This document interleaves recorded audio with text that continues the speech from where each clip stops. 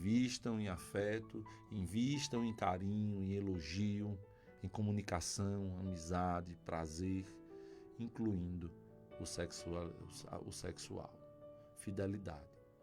E isso vale tanto para maridos quanto para esposas. Porque, queridos, a gente entende isso da lei da semeadura da Bíblia. Quem semeia amor, colhe amor. Quem semeia afeto, colhe carinho. Quem investe no casamento, colhe abundantemente os frutos sazonado desse investimento. Eu quero perguntar para você, você é um marido romântico? Surpreende sua esposa com palavras e gestos? Você é uma mulher que desperta a atenção do seu marido, tanto no aspecto interior quanto no exterior? Em outras palavras, você se cuida para o seu marido? Hoje é o dia de você fazer para si mesmo estas perguntas. Tenho feito depósitos em meu casamento? Eu tenho investido na vida do meu cônjuge?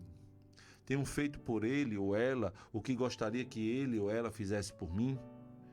Hoje é um dia de você corrigir o que estiver negativo.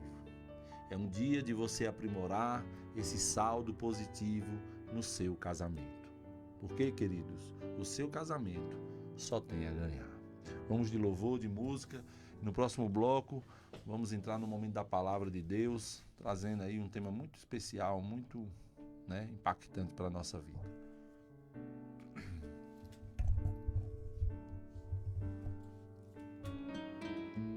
Levante as suas mãos se você confia nos propósitos de Deus para a sua história. Aleluia. Mesmo sem entender, mesmo sem entender, eu confio em Ti. Mesmo sem entender, eu sei que é o melhor pra mim, mesmo sem entender. Deus, mesmo que eu não consiga entender e queira tudo do meu jeito, eu até choro e às vezes até chego a dizer: por que é que tem que ser tão difícil pra mim? Parece que é difícil só pra mim. Eu sei, seus pensamentos são mais altos que os meus. Seu caminho é melhor do que o meu. Sua visão vai além do que eu vejo. O Senhor sabe exatamente o que é melhor pra mim. Mesmo que eu não entenda o seu caminho, eu confio. E Deus, porque sou tão pequenino assim, vou ficar quietinho aqui no seu colo, esperando o tempo certo de tudo.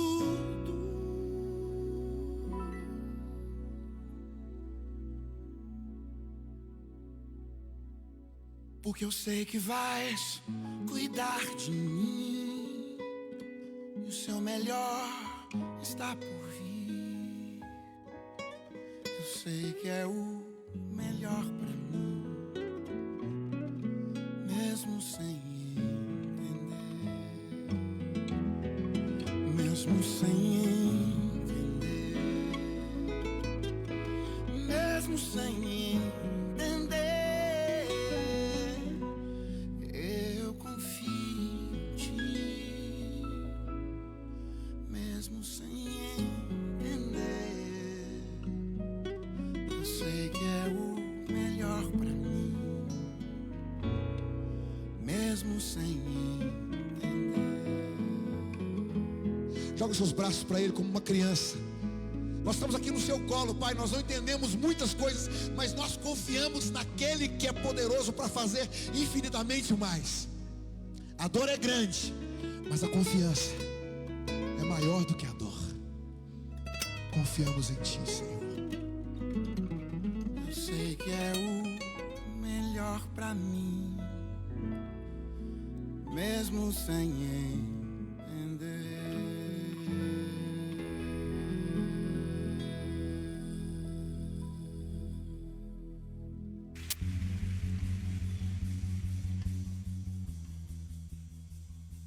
Amém, queridos. Voltamos no último bloco do nosso programa.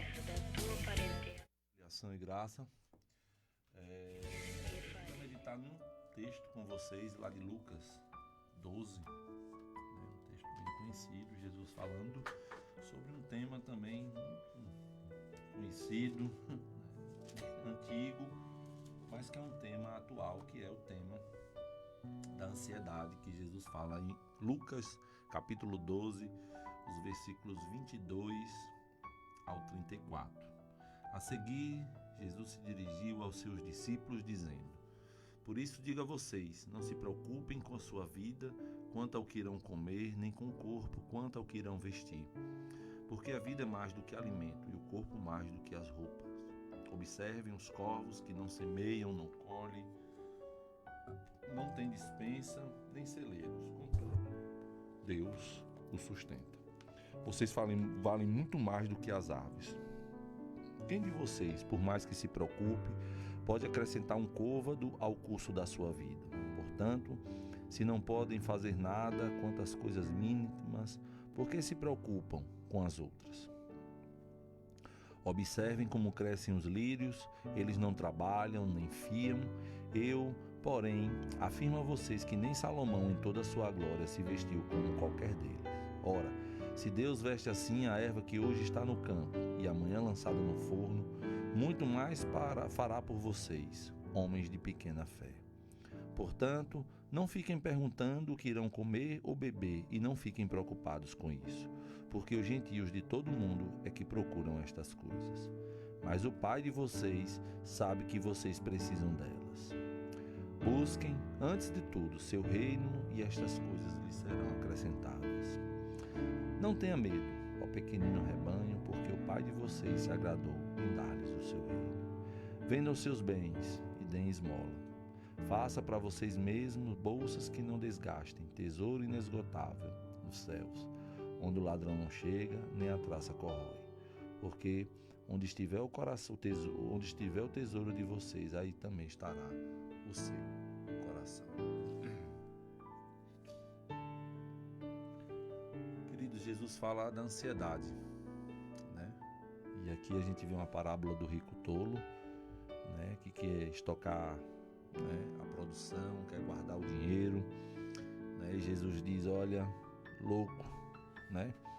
Porque você não sabe o dia nem a hora, né, que podem acontecer coisas na nossa vida e a gente parte dessa para estar na glória, né? Jesus faz essa transição da avareza para a ansiedade, né? A gente sabe que a avareza é a ameaça do muito, a ansiedade é a ameaça do pouco. Na avareza, o rico perdeu, né? Se perdeu porque esqueceu de Deus, do próximo, porque acumulou só para si. E aqui na ansiedade, Jesus trata com os discípulos, né, esse tema sobre ansiedade, né? Os discípulos haviam aberto mão de tudo, a fim de seguir a Cristo, viviam pela fé. E viver pela fé, queridos, ela é sempre testada. A fé, ela é sempre testada.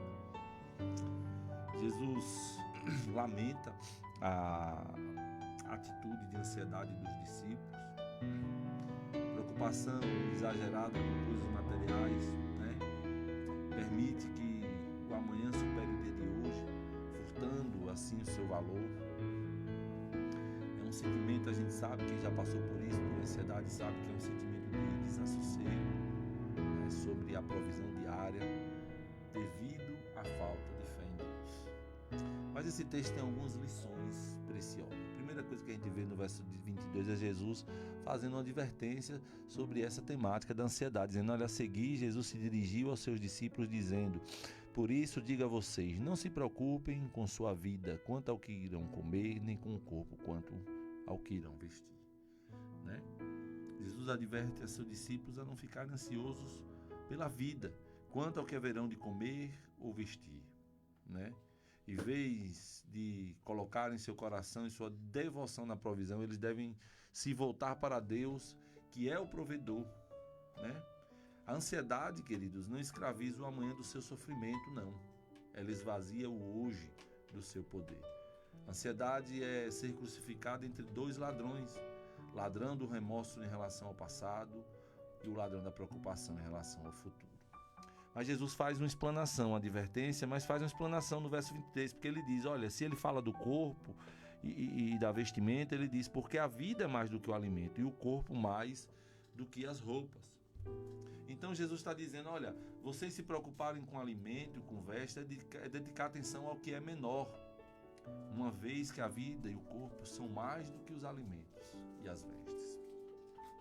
O que Deus está falando, queridos, o que Jesus está falando aqui é, se Deus cuida da vida e do corpo, por que deveríamos ficar ansiosos quanto ao que havemos de comer e vestir? Porque a ansiedade, ela é enganadora. A ansiedade, ela nos dá uma visão falsa da vida, de nós mesmos, de Deus. E a ansiedade pode nos enganar, queridos, em 4 áreas vitais da vida. A primeira área é criar um problema que não existe. Às vezes, a ansiedade tem um poder de criar um problema que não existe. E muitas vezes, a gente sofre na vida não por um problema real, mas por um problema fictício, gerado pela nossa mente perturbada. Eu me lembro daquela passagem que os discípulos estão em alto mar na tempestade e de repente Jesus chega e eles olham para Jesus andando sobre as águas, vindo para socorrê-los e cheios de medo pensaram que era um fantasma. E muitas vezes a gente cria isso na nossa cabeça, coisas que não existem, coisas sem fundamento. Mas a ansiedade tem o poder de aumentar os problemas e diminuir nossa capacidade de resolvê-los. E uma pessoa ansiosa, ela olha para uma casa de cupim e pensa que está diante de uma montanha intransponível. As pessoas ansiosas são como os espias de Israel, que só enxergam gigantes de dificuldades à sua frente e veem a si mesmos como gafanhotos. Os soldados de Saul olharam para o gigante Golias e tiveram medo. Davi olhou para o gigante e viu a vitória. Geazi olhou para aqueles inimigos e ficou com medo. Eliseu olhou com outros olhos e viu os exércitos do céu acampados ao seu redor. Por isso, a ansiedade tem esse poder de aumentar o problema e diminuir nossa capacidade de resolver. Mas a ansiedade também tem o poder de tirar os nossos olhos de Deus e colocá-los nas circunstâncias. A ansiedade é um ato de incredulidade, de falta de confiança em Deus. E eu costumo dizer que onde começa a ansiedade, termina a fé. A ansiedade também tem o poder de tirar os nossos olhos da eternidade e colocá-los apenas nas coisas temporais. E uma pessoa ansiosa restringe a vida apenas ao corpo e às necessidades físicas. Jesus disse que aqueles que fazem provisão apenas para o corpo e não para a alma são loucos. A ansiedade, ela é inútil. O verso 25 diz, quem de vocês, por mais que se preocupe, pode acrescentar um côvado ao curso da sua vida? E o côvado aqui, queridos, não se refere à estatura, 45 centímetros, não é isso, mas o ato de prolongar e dilatar a vida. A preocupação, segundo Jesus, ao invés de alongar a vida, pode muito bem cortá-la. A ansiedade, ela nos mata pouco a pouco. E eu costumo dizer que os hospitais e as sepulturas estão cheios de pessoas ansiosas. A ansiedade mata. E quando estamos ansiosos, teimamos em tomar as rédeas da nossa vida e tirá-las das mãos de Deus. A ansiedade nos leva a perder a alegria do hoje por causa do medo do amanhã. As pessoas, vivem preocupadas com exames, empregos, com suas casas, a saúde, o namoro, o casamento, empreendimentos, o dinheiro, investimento. Mas muitos desses temores jamais se concretizarão. 70% dos assuntos que nos deixam ansiosos jamais acontecerão. Mas a ansiedade também é cega. O verso 23 diz: porque a vida é mais do que alimento e o corpo mais do que as roupas. A ansiedade é uma falsa visão da vida, de si mesmo e de Deus. A ansiedade nos leva a crer que a vida é feita só daquilo que comemos e vestimos. E muitas vezes, queridos, ficamos tão preocupados com os meios que nos esquecemos do fim da vida, que é glorificar a Deus. A ansiedade não nos deixa ver a obra da providência. Se Deus nos deu um corpo com vida, e se o nosso corpo é mais do que o alimento e as vestes, o que Jesus está dizendo, Ele nos dará os alimentos e vestes. Porque Deus é o responsável pela nossa vida e pelo nosso corpo. Então, queridos, se Deus cuida do maior, o nosso corpo, não podemos confiar nele para cuidar do menor, o nosso alimento e as nossas vestes. Mas Jesus também faz uma observação. Verso 24 a 28. Observem os corvos que não semeiam, não colhem, não têm despensa, nem celeiros, contudo, Deus os sustenta. Vocês valem muito mais do que as aves. Quem de vocês, por mais que se preocupe, pode acrescentar um côvado ao curso da sua vida? Portanto, se não podem fazer nada quanto às coisas mínimas, por que se preocupam com as outras? Observem como crescem os lírios, eles não trabalham nem fiam. Eu, porém, afirmo a vocês que nem Salomão, em toda a sua glória, se vestiu como qualquer deles. Ora, se Deus veste assim a erva que hoje está no campo e amanhã lançada no forno, muito mais fará por vocês, homens de pequena fé. Martinho Lutero, grande reformador, diz que Jesus está fazendo das aves os nossos professores e mestres.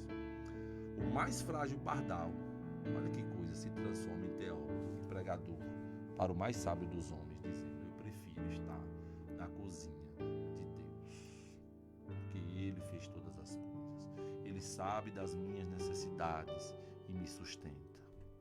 A ansiedade, queridos, é uma falta de observação. Observar a vida, observar a criação. É andar pela vida sem reflexão. É fechar os olhos à natureza. Prenda as eloquentes evidências do cuidado de Deus. Jesus ordena que seus discípulos observem duas coisas: os corvos e os lírios. Os corvos, apesar de serem aves impuras, recebem um cuidado de Deus. Não semeiam, não ceifam, não têm despensa nem celeiros. Todavia, Deus os sustenta. No argumento do menor para o maior, Jesus pergunta: vocês não valem mais do que as aves? O que Jesus está dizendo: olha, se Deus cuida das aves, com certeza cuidará de vocês, cuidará também de vocês. Mas ele manda observar os lírios. Jesus deixa as aves impuras para falar sobre as flores mais limpas, os lírios. Eles não fiam, não tecem, contudo, nem Salomão, em toda a sua glória, se vestiu como qualquer deles. Os lírios se vestem com maior glória que Salomão. Valemos mais do que as aves e do que os lírios. Ora, se Deus veste assim a erva que está no campo com duração tão curta, quanto mais Deus cuidará dos seus discípulos, homens de pequena fé. Se Deus alimenta as aves e veste os lírios do campo, não cuidará de seus filhos? O problema, queridos, não é o pequeno poder de Deus. O problema é o que diz aí no verso 28, pequena fé. Mas Jesus fala de uma inquietação. Portanto, verso 29, não fiquem perguntando o que irão comer ou beber, ou não fiquem preocupados com isso, porque os gentios de todo mundo é que procuram estas coisas, mas o Pai de vocês sabe que vocês precisam delas. Essa indagação sobre suprimentos da necessidade básica pode levar às inquietações. Uma alma inquieta, uma alma desassossegada, ansiosa quanto ao futuro e aos suprimentos e necessidades, é uma evidência insofismável de incredulidade. E Jesus está dizendo o seguinte: olha, o povo de Deus não pode passar por isso. Os gentios de todo mundo, aqueles que não conhecem a Deus, é que se preocupam com essas coisas. Queridos, a ansiedade nos torna menos do que cristão. E a ansiedade é incompatível com a fé cristã, porque ela nos assemelha aos pagãos, aos gentios. E a ansiedade não é cristã. Ela é gerada no ventre da incredulidade, e é pecado. Em vez de nos rendermos às inquietações da incredulidade, nós devemos nos fortalecer no entendimento do caráter bondoso de Deus, que conhece e supre as necessidades de seus filhos. Quando ficamos ansiosos com respeito ao que comer, ao que vestir e às coisas semelhantes, estamos vivendo um nível inferior aos dos animais e das plantas. Toda a natureza depende de Deus. E olha, e Deus jamais falha. Somente as pessoas, quando julgam depender do dinheiro, se preocupam e o dinheiro sempre falha. Como podemos, queridos, encorajar as pessoas a colocarem a sua confiança em Deus com respeito ao céu, se nós não confiamos em Deus, nem em relação às coisas da terra? Um crente ansioso é uma contradição, porque a ansiedade é o oposto da fé. É uma incoerência pregar a fé e viver a ansiedade. Porque a ansiedade nos leva a perder o testemunho de cristão. E como vencer a ansiedade? Primeiro, saber que Deus é o nosso Pai e conhece todas as nossas necessidades. Diz aí o verso 30, parte B: mas o Pai de vocês sabe que vocês precisam delas. Vencemos a ansiedade quando confiamos em Deus. Como ele diz aí no verso 28, ora, se Deus veste assim a erva que hoje está no campo e amanhã lançada no forno, muito mais fará por vocês, homens de pequena fé. A fé é o antídoto para a ansiedade. Deus nos conhece, Deus nos ama, Ele é o nosso Pai e sabe do que temos necessidade. Se pedirmos um pão, querido, Ele não nos dará uma pedra. Se pedirmos um peixe, Ele não nos dará uma cobra. Nele vivemos e nele existimos. Ele é o Deus que nos criou e que nos mantém a vida. Ele nos protege, nos livra, nos guarda e nos sustenta. O apóstolo Paulo nos ensinou a vencer a ansiedade orando a Deus. Lá em Filipenses 4, versos 6 e 7, ele diz isso: não fiquem preocupados com coisa alguma, mas em tudo sejam conhecidos diante de Deus o pedido de vocês. E aí ele diz, olha, pela oração e pela súplica, com ações de graças, e a paz de Deus que excede todo entendimento guardará o coração e a mente de vocês em Cristo Jesus. Porque a ansiedade é um pensamento errado e um sentimento errado. Quando olhamos para a vida na perspectiva de Deus, a nossa mente é guardada pela paz de Deus. Quando alimentamos nossos sentimentos com a verdade de que Deus conhece nossas necessidades e a supre, então a paz de Deus guarda o nosso coração. Segunda coisa, para vencer a ansiedade, saber que Deus é sagrador e nos dá o seu reino, diz o verso 32. Não tenha medo, ó pequenino rebanho, porque o Pai de vocês se agradou em dar-lhes o seu reino. Devemos saber, queridos, que Deus já nos deu coisas mais importantes. É assim que a gente vence a ansiedade. Coisas mais importantes do que bens materiais, do que dinheiro, porque Ele já nos deu tudo. É isso que Jesus está querendo falar aos discípulos. Ele nos deu seu Filho, a salvação e o seu reino. Ele já nos deu o maior. E a pergunta é, será que Ele não nos daria o menor? O apóstolo Paulo pergunta, aquele que não poupou seu próprio Filho, porventura não nos dará graciosamente com Ele todas as coisas? Então precisa saber disso. Terceira, saber que quando cuidamos das coisas de Deus, Ele cuida das nossas necessidades. Verso 31, busquem antes de tudo o seu reino e estas coisas lhes serão acrescentadas. Aqui temos uma ordem e uma promessa. Qual é a ordem? É buscar o governo de Deus, a vontade de Deus, o reinado de Deus em nosso coração em primeiro lugar. Deus e não nós mesmos deve ocupar o topo da nossa agenda. O que Jesus está dizendo aos discípulos, os interesses de Deus e não os nossos interesses devem ocupar nossa mente e o nosso coração. E quando podemos dizer que estamos buscando o reino de Deus? Nós buscamos, queridos, quando o nosso principal objetivo é garantir um lugar entre o número de salvos. Tendo os nossos pecados perdoados, o nosso coração regenerado e nós mesmos preparados para receber uma parte da herança dos santos. E por último, e já encerrando, como vencemos a ansiedade? Sabendo que Deus pode mudar o rumo dos nossos investimentos. O verso 33 e 34 diz assim: vendam seus bens e deem esmola, façam para vocês mesmos bolsas que não desgastem, tesouro inesgotáveis no céu, onde o ladrão não chega, nem a traça corrói. Porque onde estiver o coração de vocês, aí estará também o seu coração. O nosso problema não é buscar a busca de prazer, mas o contentamento com um prazer muito pequeno. Deus deve ser o nosso maior prazer, queridos. Nada menos do que Deus e seu reino deve ocupar nossa mente e o nosso coração. O nosso problema não é fazer investimentos, mas fazer investimentos errados.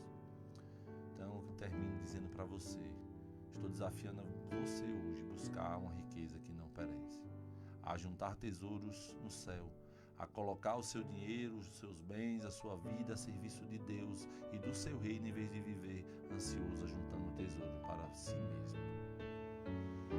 No reino de Deus, há ricos pobres e pobres ricos. A grande questão é, onde está o seu tesouro? Se ele estiver nas coisas, então faremos o investimento errado e viveremos ansiosos. Mas se o seu tesouro estiver no céu, o reino de Deus, então buscaremos esse reino em primeiro lugar e viveremos livres de ansiedade para nos alegrarmos em Deus e nos deleitarmos nele para sempre. Então, queridos, estamos encerrando mais um programa Reconciliação e Graça. Agradecer a Deus pela sua presença, pela sua audiência, em nome de Jesus. Que Deus abençoe vocês e até a próxima segunda-feira, se Deus quiser, em nome de Jesus.